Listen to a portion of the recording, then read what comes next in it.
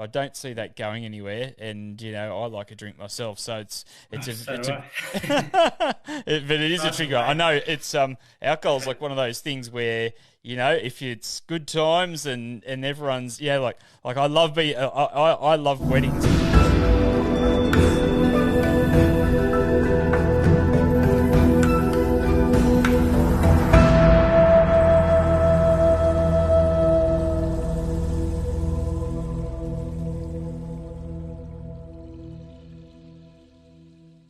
Couple of fantastic powerhouse women, and Bianca and Crits from the Big Sister experience, and they basically are doing a whole bunch of stuff in schools, particularly with girls. They do a little bit of stuff with parents as well, and sometimes with Yep. teachers, but it's mostly a lot of stuff, and it is, I think, shifting some of that group kind of thinking, and definitely Hmm. bringing a lot more awareness to the psychological side of things and how to talk through different issues.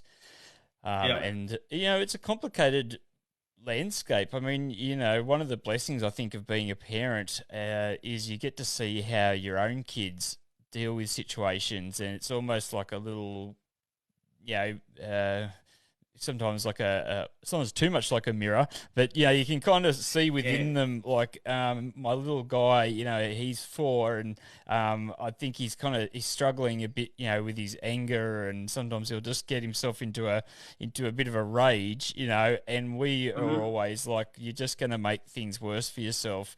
And you can almost see the gears turning, where he's at a point where I think he kind of feels like, I've already made a big scene here, and now mum and dad are upset and angry with me, and so like I just don't. It's like, yeah, he doesn't know how to get out of this little cycle he's in, because he's thinking about like that he's kind of embarrassed himself. He's a bit ashamed, but he's still trying to think, maybe there's a way I can just brute force my way through this thing, Yeah. and still having a last still having a last crack at it. So, I mean, and my daughter was the same. He's probably got a bit more. I think, and my nephew has a bit of a rage sort of situation happening. So it's not uncommon, but.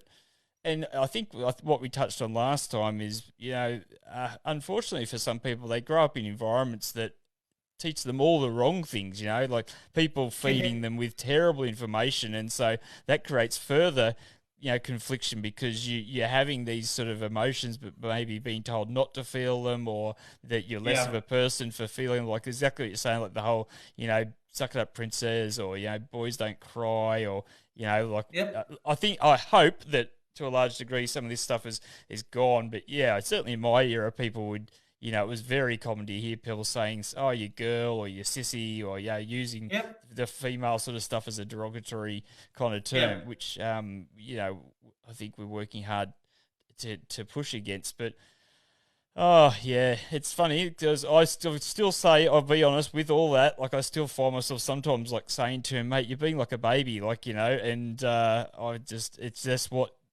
I don't know if it's because of it's how what happened to how I was spoken to, but it just Yep. comes out. It does. Look, Yeah, one of the techniques we certainly I used to use with being a police officer when people are in an angry state, and even kids are the same, is to ask them questions. And when you're asking them questions, again, it forces them to think about the answer.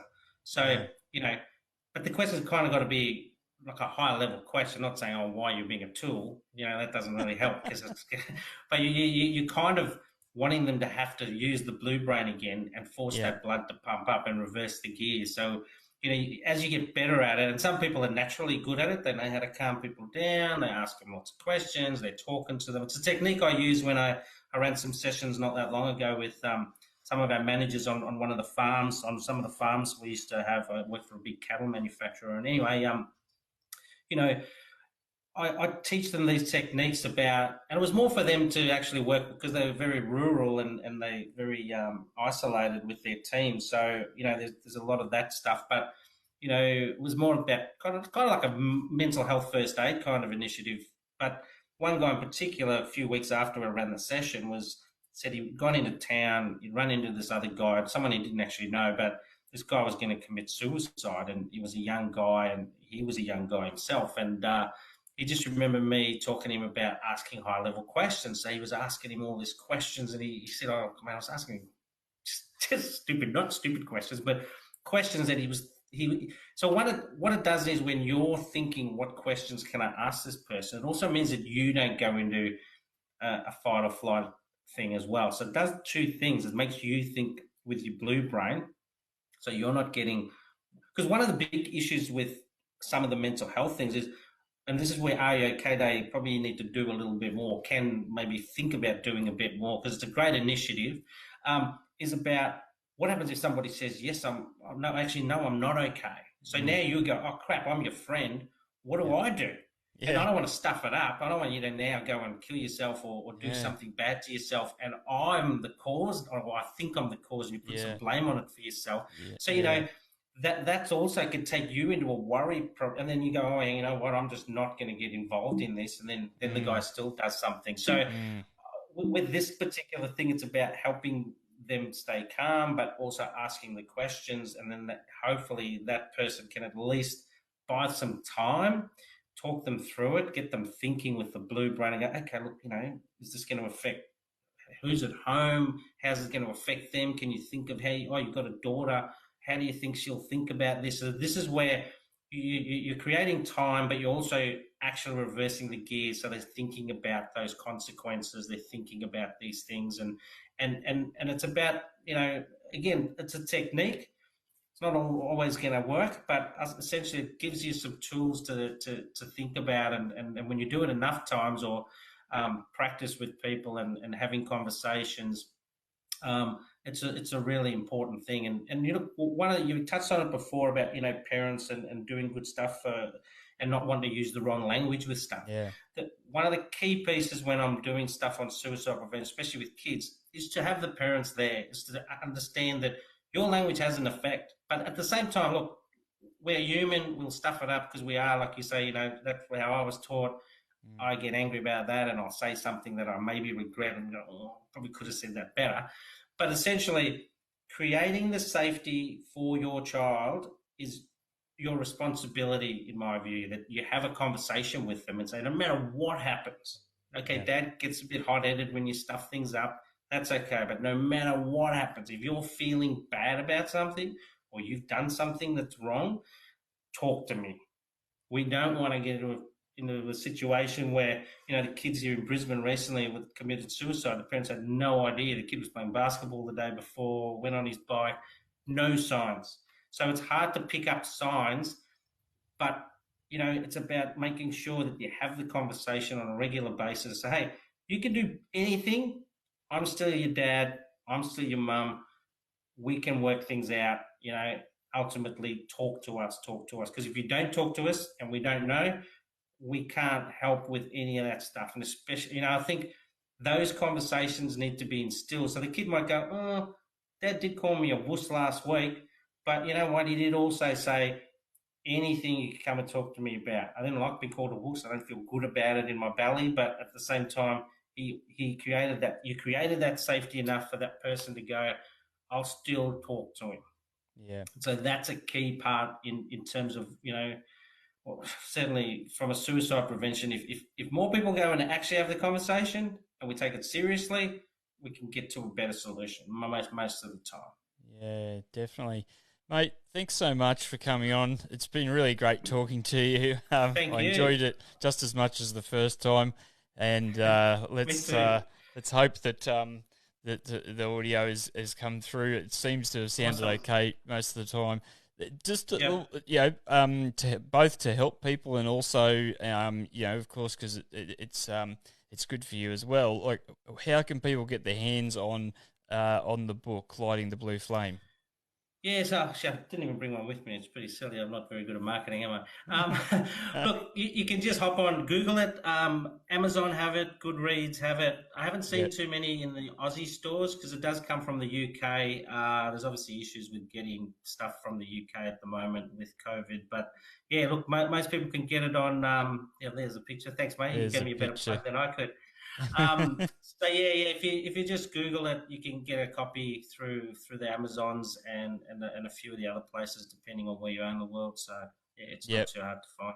Yeah, lighting the blue Thank you for the flame. No, I plug. really like it. Makes a lot of. No, you're welcome. I was, if I was more prepared, I would have had a special screen there with a little book No, going. that's But better than well, what we'll I try. had. I'll do I'll try and do some. I'll do some show notes and stuff like that, and I'll Awesome. put some links in there so that people can get Appreciate hold of it. it. I think it's really great, just practical knowledge, and it makes sense. And let's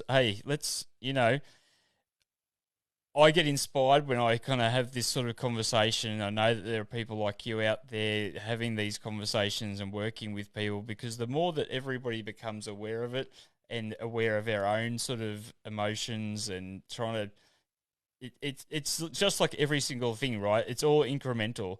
So many Hmm. people, unfortunately, I think, look at the state of the world and different, whether it's the state of the climate or they look at the state of, how people are behaving and treating each other, and they just kind of think, there's nothing I can do, But the way the world's gotten to where it is has been little teeny bits, and when you've got 8 billion people, 8 billion little Yeah, teeny bits actually adds up to a significant amount. So if we can all tweak our absolutely. psychology a little bit, both recognizing our own behavior and maybe being less critical of somebody else. You see them in red lane, and so rather than just going, Hmm. "Oh, not this bloody," thing again. Oh, yeah, it would help. And then alcohol. I mean, it's I don't see that going anywhere, and I like a drink myself, so it's a So it's do a I. but it is a Trust trigger. I me. know it's alcohol's like one of those things where if it's good times and everyone's like I love weddings, because weddings generally it's a happy time. There's lots of Yeah, people. There are interesting people. Yeah, there's people that you really care about. It's overarchingly like a festive and really you know heartwarming event. So that's great. Have a few drinks, and next thing yeah. you're in a conga line, or all sorts of things can happen. But Yeah, yeah. but like we've all had those times where just everything went pear shaped, and like you went camping with your mates, or you went and stayed somewhere, and next thing someone stormed off with their esky over there, and Yep, someone else has yep. gone off wandering off into the darkness over here, and you're just like, Someone's lost oh an goodness, eyebrow. someone's lost an eyebrow. Yeah. Oh wow. I didn't speak. Just funnily enough, going camping this last weekend, after having a few drinks and sort of sitting around the fire, and it was kind of nice because my older daughter, she's 9, so she was old enough to sort of sit up. She really wanted to do some scary stories, and I may have taken it too far because I told her I tried to really set the scene of when I remember hearing this scary story as a kid, and anyway, that's a side note, but that was funny, sort of, except for my wife was like, "Don't." She was my wife's like, "Don't do that again." Like, what did you do that for? And I was like, "She told me she wanted a scary story." But anyway, Yep. we all went wandering to go to the bathroom off into the property. It was so disorientating trying to get back to the bloody campsite, because you've got all these different, like, tents and caravans and fires going and Yep. people laughing, and I got completely disorientated, and I even got the compass out, because I knew that that we were like on this property and there was a river where we were kind of close along the river side. So I thought, worst case scenario, if I just head west, I'm going to hit the river and I should be able to figure out where I am from there, and then find my way along the tents and get Yep. back, which I did. But it was just, anyway, just a little funny story for, Well, for, good, mate. All for the good. end. Yeah, thanks for chatting. Hey, stay in touch. Thanks so much. Thank And you. people, look up the book, and yeah, we'll I'm sure talk again sometime That'd be down the awesome. line. Cheers, Thank mate. you, bro. Thanks. Have a good Oh, we don't want that screen. That's a little bit better. Oh, all right. Thanks so much for coming, everybody. If you like this, and if you are not subscribed, then please hit the subscribe button. Click the notification bell if you're on YouTube, because otherwise we just get lost in the fray. And I'll look forward to to talking to you next time. And yeah, there are other episodes of Changemakers that you can check out.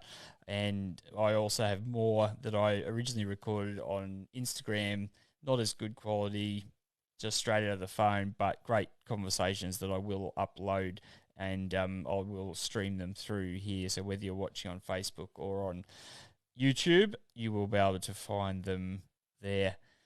Thanks very much. Take care.